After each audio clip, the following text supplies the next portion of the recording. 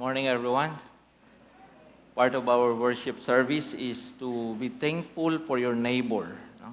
It's part of our spirituality that we acknowledge na yung mga taong katabi natin ngayon ay kaloob ng Diyos. Sila po ay mga biyaya ng Diyos sa inyo. Kaya po mga kapatid, as we begin as we study the Word of God, no? Just before we study the Word of God, batiin po natin yung ating mga katabi. Paki-recognize po sila. Yan. Welcome them sa ating church. Magandang umaga din po sa mga nanonood o kung nasan man po kayo, pagpalain kayo ng Panginoon.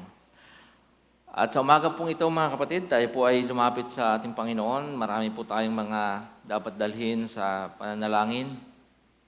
Una, marami pong mga salanta ng bagyo, iba't ibang mga probinsya. Natapos tayo dito 2 weeks ago, tayo yung binagyo ng gusto. And now, yung iba't ibang mga probinsya ay lubog sa baha. Marami pong mga nasa evacuation centers. Remember them in your prayer. At a few days ago naman, dito sa atin, at kahapon yata, there was a huge fire in Bacoor and in Tondo. And thousands are affected. So remember them in your prayer mamaya. Ilapit natin sila sa Panginoon. Baka may mga kilala tayo doon. No? Atin silang pagkatiwala kay Lord na sila ay samahan ng Panginoon sa madilim na bahagi ng kanilang buhay. And of course, we have mga kapatid na nahihirapan physically. I'd like you to pray for Pastor Benji. Of course, we always remember him sa ating pong panalangin as he's still suffering from yung kanyang dati ng sakit, na may patuloy siyang i-sustain ng Panginoon. And also, I'd like you to pray for Sister Chris. She's scheduled for operation sa kanyang spine. The cancer has metastasized sa kanyang spine. She'll be operated on Tuesday, 8 o'clock in the morning. So, remember our Sister Chris. Hindi niyo po siya kilala, siya po yung asawa ni Pastor Fritz, ang ating pong worship pastor. They're now in St. Louis University Hospital in Baguio. Pray po ninyo, it's going to be a difficult season sa kanila. Pray for successful operation, pray for strength, pray for also emotional strength, not only for Chris but for Pastor Fritz. And if you have money to spare, no? We want to help. Of course, we're talking about hundreds of thousands here. So, kung gusto niyo pong tumulong, kinakonbi kayo ng Panginoon, approach one of our staff and just coordinate with them. So, those are the things, among others, na hindi ko na maalala, pero kung nandyan sa inyong mga puso, I want to pray for a person, a friend, mag-anak, kung sino man. And huwag na rin natin kalimutan, pag-pray natin yung ating bansa. I don't understand this country anymore. Kayo ba? No? And we just lift this country up to the Lord. No? Bahala ng Panginoon dito. We long for ibang kaayusan, magandang takbo ng bansa, but it's not happening. Well, it's never happened. It has never happened. No? But the future, pagkatiwala natin sa Panginoon. Let's come to the Lord in prayer. Tayo po ay saglit na manahimik.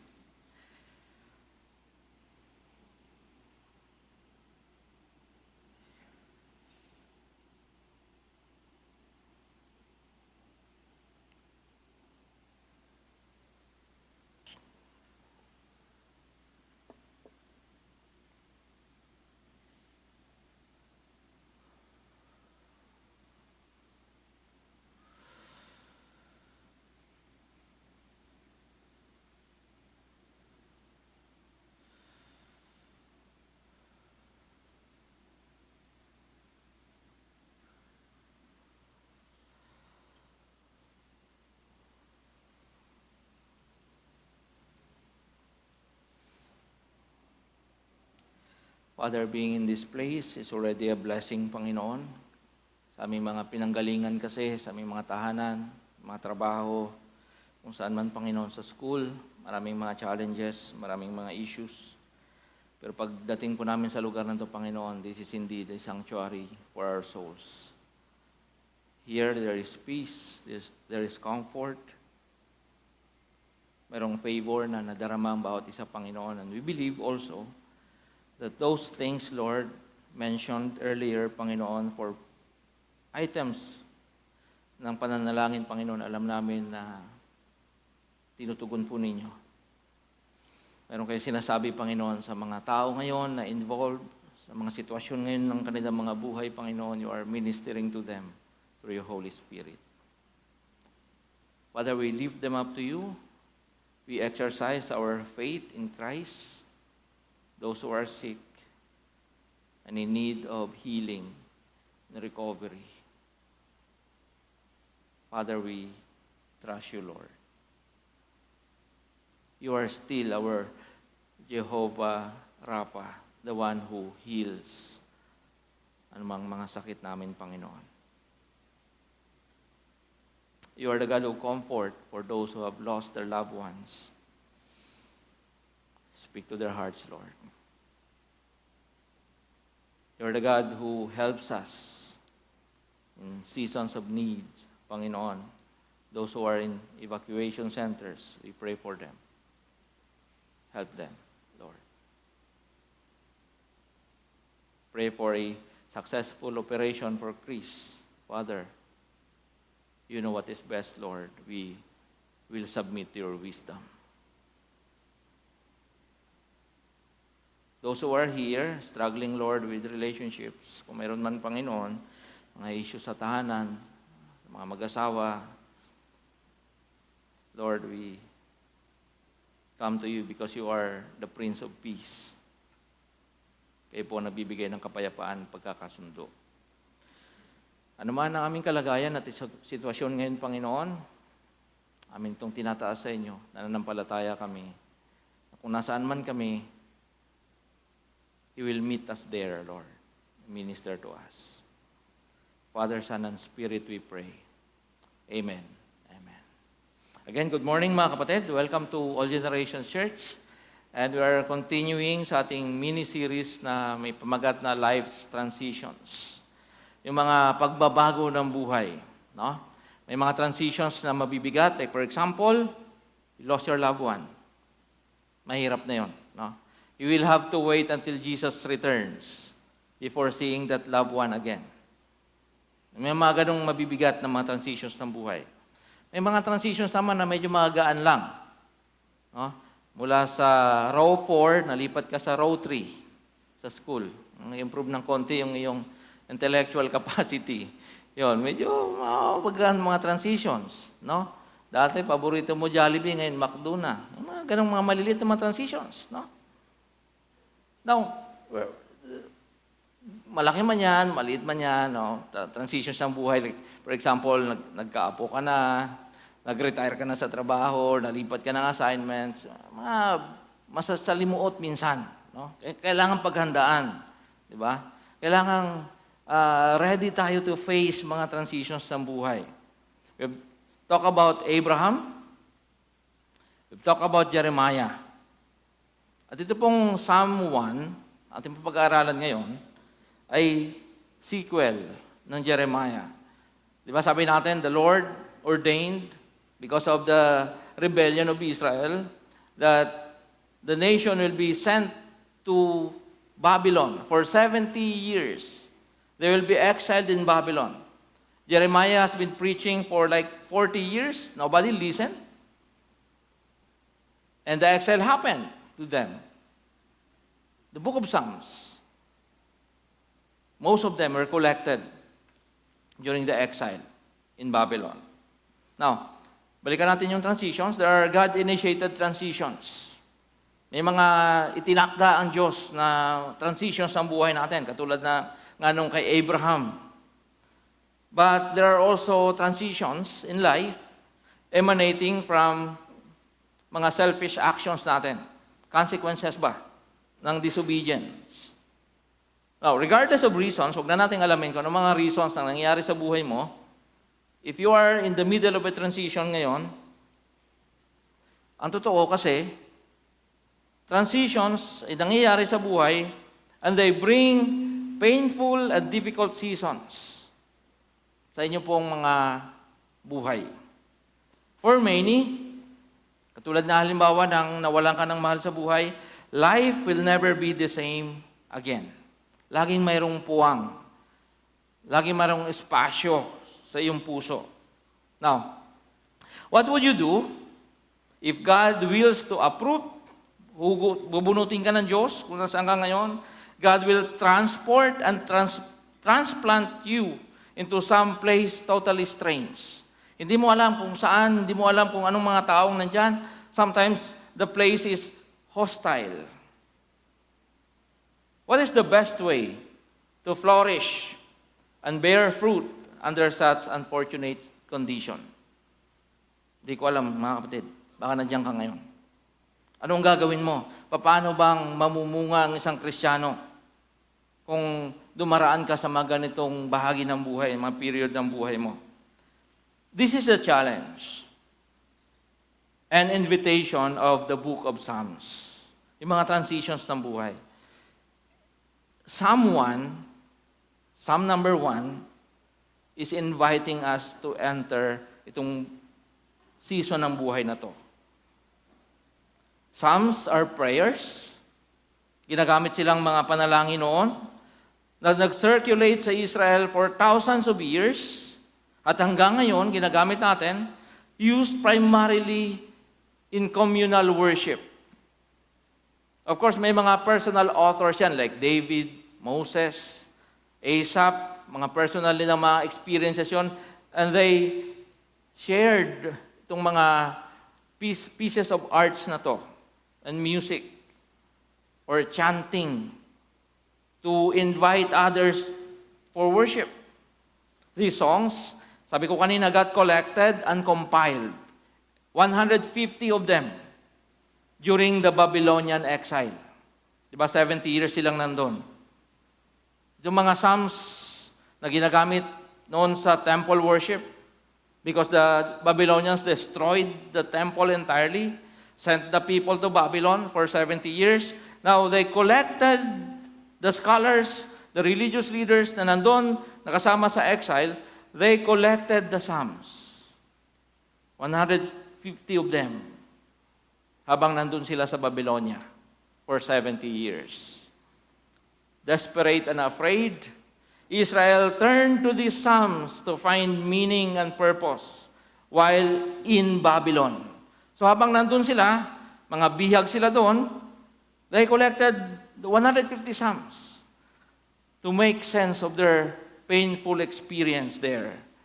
Psalm 137 verses 1 to 4, by the rivers of Babylon we sat down and wept when we remembered Zion. There on the poplars we hung our harps, for there our captors asked us for songs. Masyadong malupit mga Babylonians, no? Binihag nila, sabihin, kantahan nyo nga kami. Ano bang kanta sa Imus? Kantahan nyo nga kami. Diba? Our tormentors demanded songs of joy. They said, sing us one of the songs of Zion. Habang binibiyag kayo, habang minamaliit kayo, kinukutya kayo, sabi ng mga Babylonians sa mga Israelites, sing us one of the songs of Zion. Hanggang ngayon, hindi pa ako sinasagot ni Jordan, pala may utang pa sa akin. Nasaan na to? May malaking assignment sa akin si Jordan, tatago na naman to eh. Hindi pa ako sinasagot nun.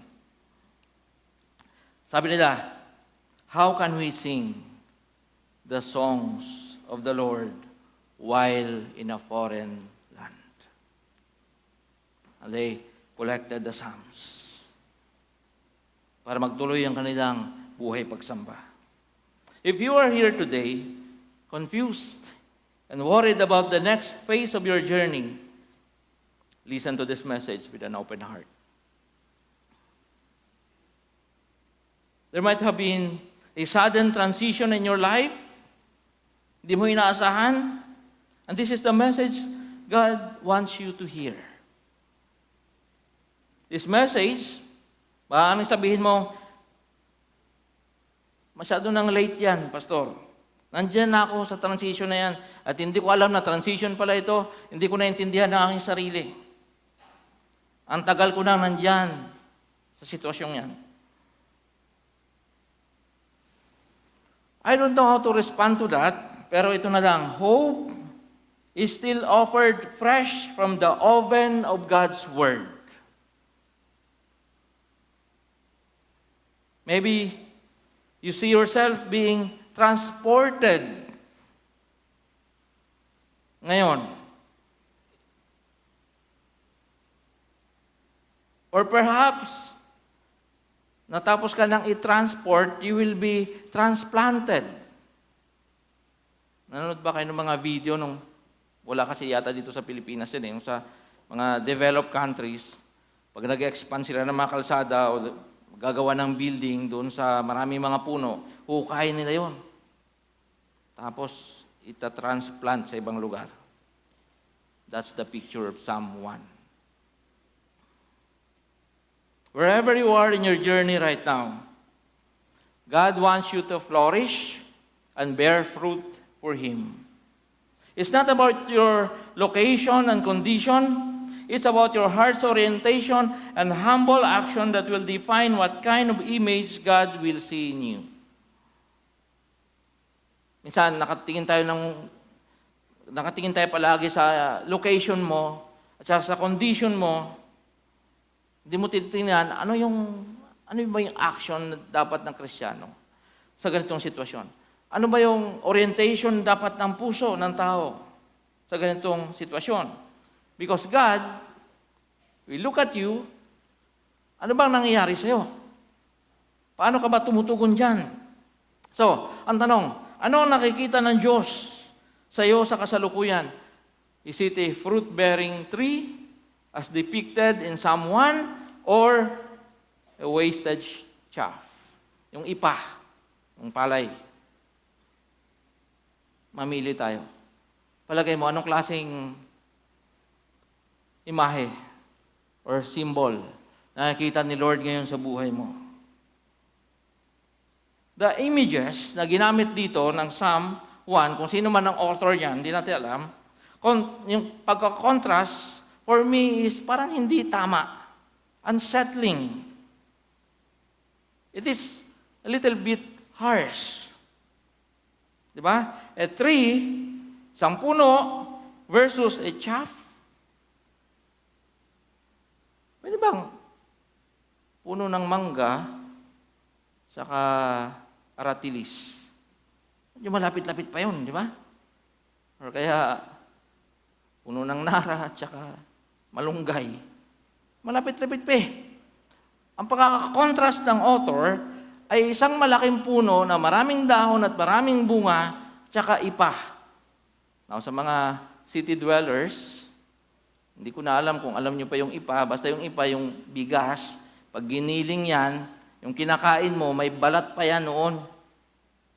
Yun yung ipa na tinatangay ng hangin.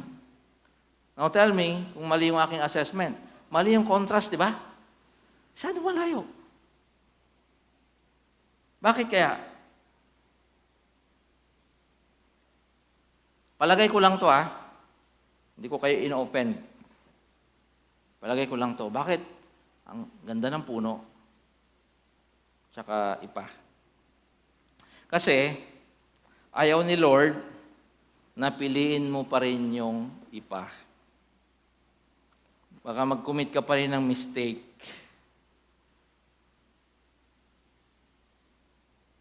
It's a bonus question in the examination of life. Yun bang, yung contrast ay 2 plus 2, ang choices ay 4, tsaka 20. Ang sinasabi ni Lord, magkamali ka pa dyan magkamali ka pa. Parang ganun. Hindi na pinahirap ni Lord yung exam dito, mga kapatid. Dapat alam mo na sa sarili mo kung ano yung pipiliin mo. So, are you becoming that someone described in Psalm 1? Mabungang puno, madahon, maganda, very productive, or yung kabila. So, kung ikaw ay nakikita mo naman sa sarili mo, sumusunod sa Panginoon, tatlong bagay. Number 1, entering the state of blessedness. Number 2, escaping the state of burdensome living. And number 3, enjoying the season of bloom and fruit-bearing. Unahin natin, entering the state of blessedness. At ang context, sabi natin, exile. Transition na malaki. Mula sa Israel, thousands of miles away, nilagay ka sa isang lugar na foreign. For us to fully appreciate this Psalm 1, at yung lahat sana ng Psalms, alamin muna natin yung context. Yung Psalms, sabi ko nga nina, 150 of them were collected and compiled in Babylon during the exile. Israel, the people of God, sila po ay parabang damo, puno na binunot, binyahe, and transplanted in Babylon. That's the context. As predicted by Jeremiah. No more temple, no more religious freedom, no more sense of security and sovereignty as a nation. Wala na yun. Sakop na sila, bihag na sila. They were captives with limited resources and reduced identity. Pagka mas may mataas na sa'yo, nawawala na yung iyong identity as human being. But look at how the people of God in exile compiled the Psalms. Inisip nila mabuti, ano may mga kinakanta doon ng mga choir? Ano mga kinakanta doon ng mga religious leaders? Let us collect them. Yun yung treasure natin. They started with the word bless. In the middle of the exile. And if I may further steer your interest, mga kapatid, pag binasa mo yung Psalm 1, basahin mo rin yung Psalm 2 kasi pareho sila ng context.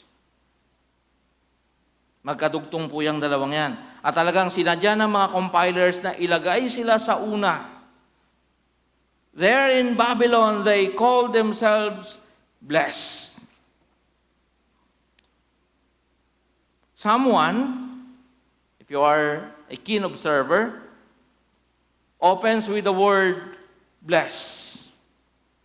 And Psalm 2 closes with the statement bless. Yung last verse ng Psalm 2, sabi doon, bless.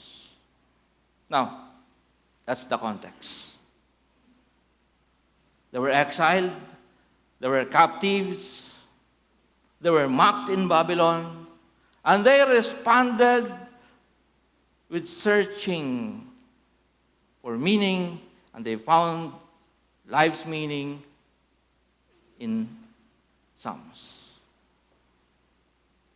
To express yung kanila pong pagsamba sa Panginoon sa kabila ng kanilang kalalagayan. Insights for your heart today. Sana makatulong sa iyo. Number 1, in Christ, your status will always be blessed from beginning to the end. Regardless kung anong sitwasyon mo ngayon, kapatid. Kung naintindihan natin kung gaano kahirap ang maging exile, ma-appreciate natin yan. Kung maintindihan mo kung gaano kahirap matulog sa evacuation center, maintindihan mo yan. Na mas pinili nilang tingnan yung kanilang status as blessed. Collected 150 Psalms, and the compilers made sure this will start with the statement that we still belong to Yahweh. We are blessed. Number 2, the materials used for worship and prayer for the exiled nation starts with the assurance of being blessed in contrast to being cursed. Ba't ko sinabi yan? Pagka may mga hindi magagandang nangyayari sa buhay mo, anong sasabihin mo? Pinapalo ka ni Lord, consequence nito ng mga kasalanan ko, nung grade 4 pa lang ako, 75 ka na eh. Di ba? Kasalanan pa to ng ganito. Laging yung, kaya ka nakakaganyan kasi may kasalanan ka. Eh, wala kang ang ginawa eh. Di ba? Nangyari yan. Pinahintulutan ng Diyos. So, hindi dahil may sakit ka ngayon, hindi dahil nalimitahan na yung mobility mo, hindi dahil bumabagsak yung negosyo, at hindi ka na-promote, at hindi mo nakuha yung Latin honor sa school, you are cursed.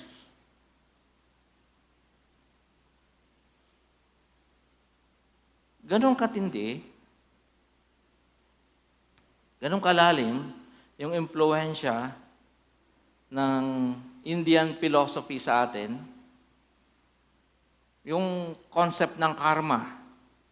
Di ba? Pagka may hindi magandang nangyari sa'yo, karma yan. Sa mga Bisaya, gaba. Ang gaba, walang translation sa Tagalog. Bahala na kayo, research nyo na lang. No? Kasi lagi tayong ganon. Pag may hindi na magandang nangyayari sa'yo, you are cursed. Hindi mo pwedeng, hindi ka lang talaga nag-aral? Hindi ka pumapasa? Minsan pati si Satanas, nag-iiwas-iwas na rin sa atin kasi lagi na lang siya nasisisi. Di ba? So you are blessed in contrast sa pagiging cursed. Number 3, the best thing to remind the exiled community at ikaw ngayon na nasa transition is God's faithfulness in our life. Yung season ng buhay mo ngayon, hindi niyan kayang i-alter ang pagiging faithful ni Lord sa'yo. Kaya nga nung nandun sila, hinanap nila yung meaning, bakit ba tayo nabubuhay pa sa mundong ito? Kailangan masagot mo yung why question. That's our why for living. Bakit pa tayo nandito? Because God is faithful. Viktor Frankl, isang survivor ng Holocaust, sabi niya, those who have why to live can bear with almost anyhow. Yung alam nilang rason bakit sila nabubuhay, malalagpasan nila lahat ng seasons ng buhay kasi alam nila kung paano harapin. Finally, your status as blessed is far more important than your condition as an exile. Or someone being transported, or someone being uprooted, or someone being transplanted somewhere else. Your status as God's child, as blessed, will never be altered. So, siguro mali yung entering, re-entering. Because you are already blessed. Na bago lang ng konti yung buhay mo, and you re-enter that state of blessedness. Again, you remind yourself, it's not about your condition. It's about your status as blessed. Number 2, escaping the state of burdensome living. Dito kasi, ito yung gitna no? Ito yung sinasabi sa English na, when the rubber meets the road. Ito yung realidad. Kasi ganito yan, your status as blessed is given. Hindi mo yan na-acquire. No? It is a gift from God through Jesus Christ. Now, ito na ngayon. How you sustain that state of blessedness in the daily grind of life is up to you. Sa mata ng Panginoon, pinagpala ka because you belong to Him. Anak ka niya Pero paano mo ipapamuhay yan sa bawat araw ng buhay? Yan ang malaking tanong, malaking challenge. So, tingnan natin ito mga kapatid. Ang Psalm 1, only 6 verses, pero ang daming contrast na nangyari. Unang contrast, the blessed, literally happy, versus the wicked. Yan ang unang contrast yan. At kanina, langit ko na to, a tree na maraming bunga, at yung ipa na lagi na lang tinatangay ng hangin. Number 3, a performance and approval-driven life versus a carefree, meditative life. Mamaya explain ko yan. Number 4, a path that leads to God and one that leads to destruction. Paano nakarating sa puntong ito ang mga taong binanggit? Paano sila naisama dun sa contrast? Ito po yan, sa uri ng pananaw at gawa ng mga taong ito. Ang isa ay magandang puno na maraming bunga, ang isa ay ipa na tinatangay ng hangin. Kung paano tayo tumutugon sa mga hamon ng buhay, ay nagsasabi kung anong uri ng pagkatao mayroon tayo. This is how the people, the exiled people, dinala sa Babylonia, responded to life's transition in Babylon. Unahin natin yung wicked. Paano sila nag-respond dito? Number one, the wicked, ang description sa nila, they walk, they stand, tsaka they sit. Of course, there are normal functions, walang masama dito mga kapatid. But ito mga bagay na to, ay actualization of an evil intent in the heart. You see, when you hate God, kung marami kang reklamo sa Diyos, kung ayaw mo ng katuwiran ng Diyos at kabanalan ng Diyos, you will exert a lot of efforts telling others and convincing others kung gaano ka katama at gaano kamali ang Diyos. It will take a lifetime of efforts to convince others, influensyahan mo yung iba na mali ang Diyos, tama ka. You will walk with the wicked. You will stand where they stand.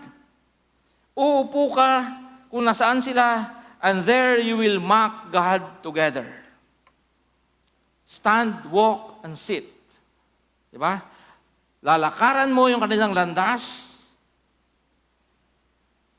Sasamahan mo sila. Uupo ka sa kanilang kumpulan at doon hahamakin ninyo ang Diyos. Maraming galaw at kilos ang kailangan upang kontrahin ng Diyos. So, sino itong mga taong to? Sino itong mga wicked? Tatlong possible candidates. Number one, the Babylonians who mock God and Israel. Tingnan nyo, binasa natin ito kanina, Tagalogin natin. Sabi niya, sa amin ay niutos ng sa amin ay lumupig, na aliwin namin sila ng matamis naming tinig tungkol sa Zion, yaong paksa niyong nais nilang awit. Diba? Sing us one of the songs of Zion. And mind you mga kapatid, nations noon, sa kanilang mindset go to war, pero mas may malalim pang reason dyan. Hindi lang po yan away ng mga political or this is not just a geopolitical issue. This is a war between gods. At kung sinong bansa ang nananalo, yun yung Diyos na malakas. Remember, masyado silang polytheistic noon. Ibig sabihin, marami silang mga Diyos na sinasamba. Only Israel remains at nag-iisang monotheistic community or society noon. Ibig sabihin ng monotheistic, isa lang yung Diyos, si Yahweh. Lahat na nakapaligid, maraming Diyos. At dito sa labanang ito, parang sinasabi ng mga Babylonians, kita nyo? Hindi naman totoo yung Diyos nyo eh. And they were mocking Yahweh because Israel lost the battle. Sila yung kumukutya sa Diyos dahil feeling nila panalo sila. Na-exile yung Israel. Number two, the Israelites who mocked God while in exile. Psalm 14 verse 1, the fool says in his heart, there is no God. Di ba? Yung mga Israelites na noon pa naman, 40 years na silang pinapangaralan ni Jeremiah, hindi sila tumutugon sa Diyos, hindi bumabalik sa Diyos, nadala sa Babylon, nagreklamo pa rin doon. Anong klaseng Diyos to? Tayo ba yung blessed nation? Tayo ba yung chosen race? Tayo ba yung pinagpala ng Diyos? Bakit niya tayo dinala dito? Anong klaseng Diyos to? Hindi magandang Diyos ito. Di ba? Aminin natin, minsan, pag nalagay tayo sa mga ganyang sitwasyon, we also accuse God. No? Parang sinasabi natin, hindi naman perfect si Pastor Benji. Pero bakit siya nagkasakit? Hindi na lang si Kibuloy. Nahuli na. Wala na, kalimutan niyo yung 10 million ninyo. Di ba? Sometimes we mock God. Lord, bakit ako? Ba't hindi siya? Mas productive ako kaysa sa Kanya. Mas marami ako magagawa sa church kaysa sa Kanya. Bakit ako naharap sa mga ganitong limitasyon ng buhay? At ito, pangatlo, yung ilang mga Israelites, they joined the Babylonian captors in mocking God, trying to assimilate themselves with the culture and lifestyle. Para mag-survive tayo dito, sali na lang tayo sa kanila. Para tanggapin nila tayo, para maging in tayo sa kanila. So kung kinukutya nila si Yahweh, kutyain na rin natin si Yahweh, at least mabubuhay tayo dito. Naintindihan niyo yung ibig ko sabihin? Ito yung mga bagay na hanggang ngayon, hindi tayo nakakatakas.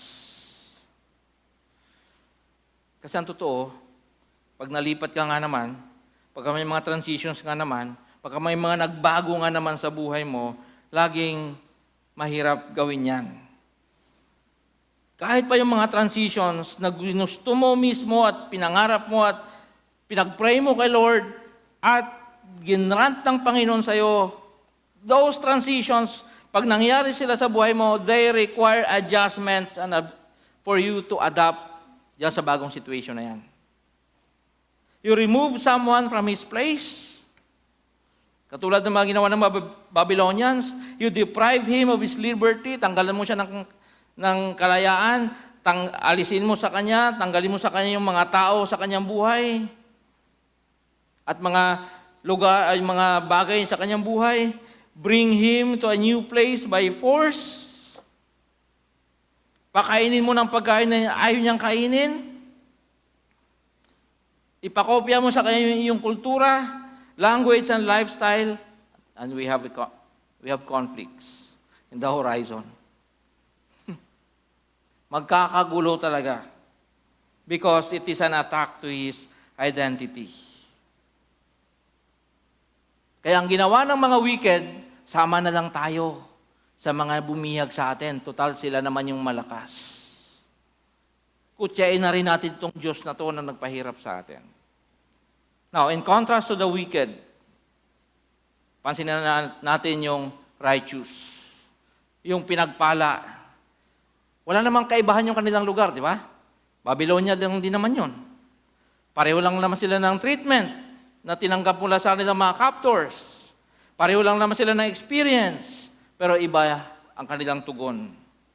Kung ang masama ay masyadong maligalig at di mapakali, ang pinagpala ay tahimik at kalmado. As per Psalm 1. The wicked talks about God.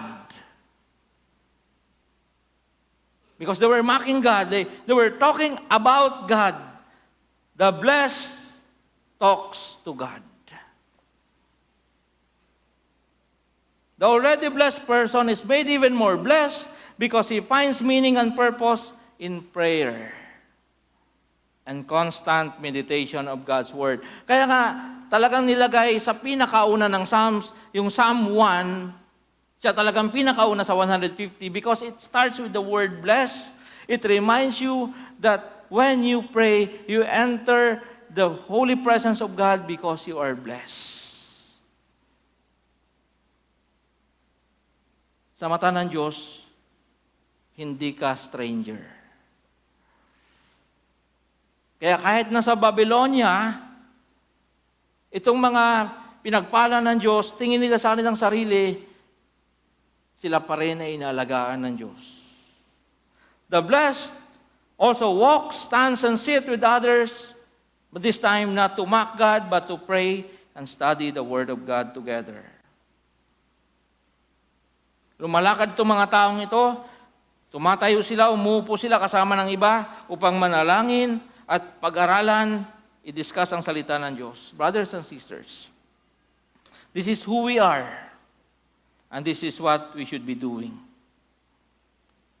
Prayer and study of God's Word. Ito po yung ating identity as Christians.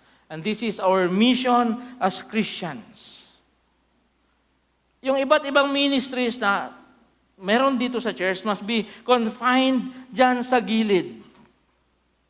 As Christians, your primary focus is prayer and the Word of God. Nakakalungkot sabihin, there's a great reversal in many churches today. Mas inuuna yung ibang ministry kaysa sa Word and prayer.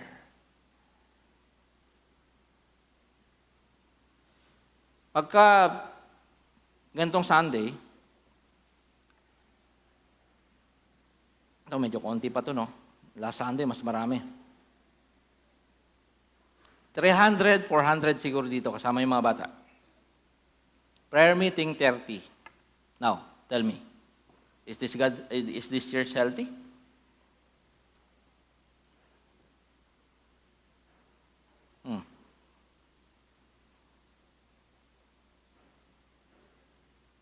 Mga kabataan, tanungin mo scripture, hindi alam. Pero ang daming ginagawa sa church. There is a great reversal. The wicked, sabi kanina, hindi yan mapakali. Laging maraming ginagawa. Para patunayan ng sarili, kumbinsihin ng iba. But, sabi ng Psalm 1, a person has been declared blessed because that person prays and that person meditates on God's Word. Hindi naman kailanman pinagbabawal yung gumawa ka. Pero lahat ng ginagawa mo must be coming from your personal encounter with God. The Spirit of God is calling us back again to what really matters most. Maring nasa hard transition ka ngayon. Maring hindi mo na mababago yung sitwasyon na yan, but you don't have to live a burdensome life. Remember God's Word. Meditate on it. Enter the life of prayer because you are already blessed. Sila ay nasa Babylonia, ulitin ko lang. I just want to emphasize this. Pero yung mga taong alam nilang kanilang katatayuan sa paningin ng Diyos, sa kabila ng kanilang condition at kanilang situation, they believe in the promises of God. They embrace the faithfulness of God. They are still blessed there. And then they enjoyed the season of bloom and fruit bearing. That's our third point. They were in Babylon, a wealthy yet featureless nation. Mayaman yung Babylonia, di ba? Kaya nga nila nasakop yung Israel. Pero ito yung physical na kanyuan ng Babylonia. Halos walang bundok. Lahat ay flat with only one river. Probably Euphrates. So, contrast that to Israel. Israel medyo hilly, mabundok, maraming mga bodies of water. Babylonia, flat. Walang kabuhay-buhay. Maunlad yung mga cities. Pero aside from that, wala na. Isa lang. Isa lang ang river. So mga Babylonians, dahil mga tatalino sila, they dug mga kanal, redirected the river to various fields to irrigate them. Isang source, hukay sila ng mga kanal para ma-distribute yung tubig sa kanilang mga I wanted to say palayan, wala silang palay. Trigo siguro. It's very different from Israel. But Israel flourished and namunga sila ng gusto because she was planted kung nasaan ang tubig. Of course, I'm talking symbolically dito mga kapatid. Yung mga hinukay nila na mga kanal, papunta sa kanilang mga bukirin. Yung Psalm 1, parang nagsasabing, inilagay ka dyan sa gilid ng isa sa mga kanal na yan. Hindi na ito katulad ng Israel na maraming ilog. Ito isa lang, kahit dyan na lang sa kanal na yan, sa gilid ng kanal na yan, na nag-irrigate sa kanilang mga lupain, you can still flourish. When you love the Lord and His Word, you will always flourish and bear fruit in season. Kaya nga ang description ng Psalm 1, isang puno, mabunga, madahon, at anuman ang kanyang ginagawa, itong taong ito will always be successful. A tree, a flourishing and productive tree. It is stable, it is sturdy, and it is strong. Planted doon sa isa sa mga kanal na yon sa Babylon. Your life will serve as a blessing to others. You may be in the wrong place with the wrong people, but it doesn't matter because you have God's word and promises. Hindi mo gusto yung mga kalalagayan mo ngayon, mga taong kasama mo. Hindi mo naiintindihan sitwasyon ng buhay mo. Go back to the book of Psalms. Chapter 1. Hindi siya talaga doon. Itinanim lang siya doon. Transplanted siya doon. Pero dahil yung response niya is word of God and prayer, that person flourished and bore a lot of fruits. You have the Holy Spirit who brings your silent prayers to our Father through Jesus Christ, our Lord. So choice pa rin natin ito, mga kapatid. Gagayahin ba natin yung mga taong wicked? Or paninindigan natin at tatayuan natin yung ating identity as blessed in the eyes of God? Nasa atin pa rin yun. Again, Viktor Frankl, sabi niya, everything can be taken from a man, but one thing. Lahat daw pwede mong kunin sa isang tao, pero may isang bagay na hindi mo makukuha yon. Ito yon, the last of the human freedoms. Ano yung kalayaan na yan? To choose one's attitude in any given set of circumstances. To choose one's own way. Pipiliin mo kung ano ang gusto mo para sa iyong sarili. Dineclare ka na ng Panginoon na blessed. Will you still choose to live a cursed life? God wants you to bear fruit. Or gusto mong tangay-tangayin ka na lang ng hangin, it's up to you. Pero sinasabi ng Bible, kung ikaw ay nasa ating Panginoon, katulad ka ng isang puno. Kahit tinransplant lang yan dyan, magbubunga pa rin yan. Dadahon pa rin yan. Maganda pa rin tingnan. So yung aking pamanik sa inyo is, may your fruit-bearing season last forever. Sana yung pamumunga mo ay magtagal. Ano yung ibig sabihin nito, mga kapatid? Kasi yung Psalm 1, blessed, di ba? Tag-umpisa sa mga statement na blessed. Alam nyo ba, na maaaring yan ang ginamit ni Jesus na pattern doon sa isang bahagi ng Beatitudes. Tingnan po ninyo ito. Sabi ni Jesus, Matthew 5, 3 to 12, pinagpala. Sa Tagalog, sa English, blessed. Ang mga taong walang inasahan kundi ang Diyos, sapagkat kabilang sila sa kaharian ng langit. Pinagpala ang mga nagdadalamhati, sapagkat aliwin sila ng Diyos. Pinagpala ang mga mapagpakumbaba, sapagkat mamanahin nila ang daigdig. Pinagpala ang mga may matinding hangarin na sumunod sa kalooban ng Diyos, sapagkat sila ay bibigyang kasiyahan ng Diyos. Pinagpala ang mga mahabagin, sapagkat kahabagan sila ng Diyos. Pinagpala ang mga may malinis na puso, sapagkat makikita nila ang Diyos. Pinagpala ang mga gumagawa ng paraan para sa kapayapaan, sapagkat sila ay itinuturing na mga anak ng Diyos. Pinagpala ang mga inuusig ng dahil sa kanilang pagsunod sa kalooban ng Diyos, sapagkat kabilang sila sa kaharian ng langit. Ancient manuscript, Psalm 1. Adopted by Jesus to declare in the New Testament, sino itong mga taong sumusunod sa akin.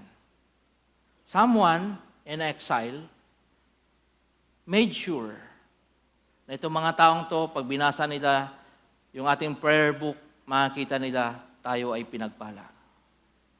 Ang mga taong sumunod kay Jesus, nung nandito siya, sabi ni Jesus, kayong lahat ay pinagpala.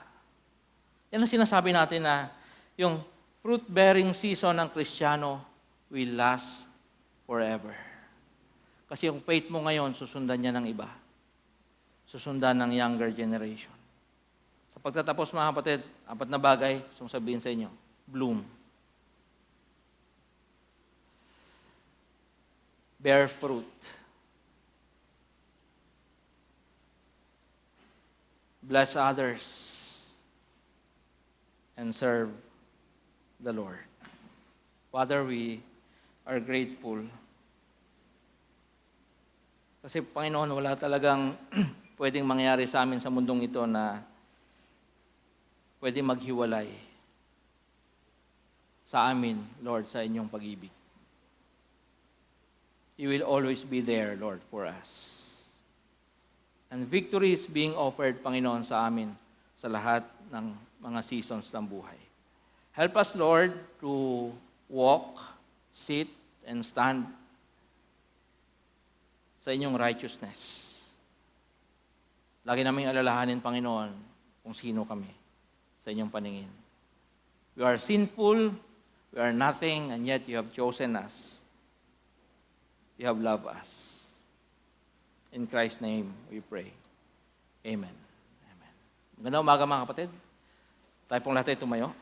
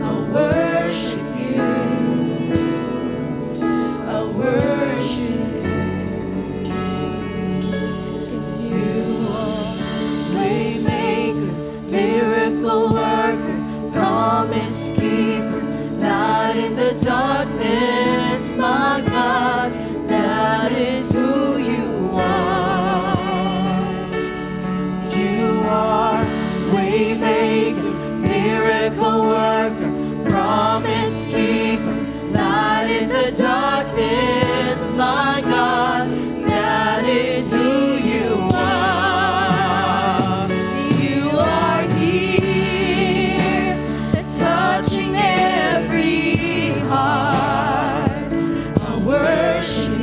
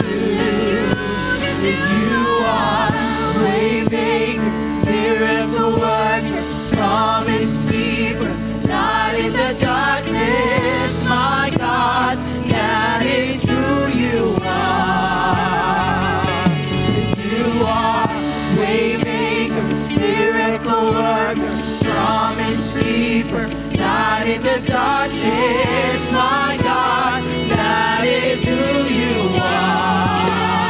That is who you are. That is who you are. That is who you are. That is who you are. That is who you are. That is who you are. That is who you are. That is who you are. Even when I don't see that you're working, even I can feel that you're working, you'll never stop working. You'll never stop working. Even when I can see that you're working, even when I can feel that you're working, you'll never stop working. You'll never stop working. Even when I don't see that you're working, even when I can feel that you're working, you'll never stop working. You'll never stop working. Even when I can see that you're working, even when I can feel that you're working, you'll never stop working. You'll never stop working. Waymaker, miracle worker, promise keeper, light in the darkness, my God, that is who you are. You are waymaker, miracle worker, promise keeper, light in the darkness, my God, that is who you are. You are waymaker, miracle worker, promise keeper, light in the darkness, my God, that is who you are. You are waymaker, miracle worker, promise keeper, light in the darkness, my God, that is who you are.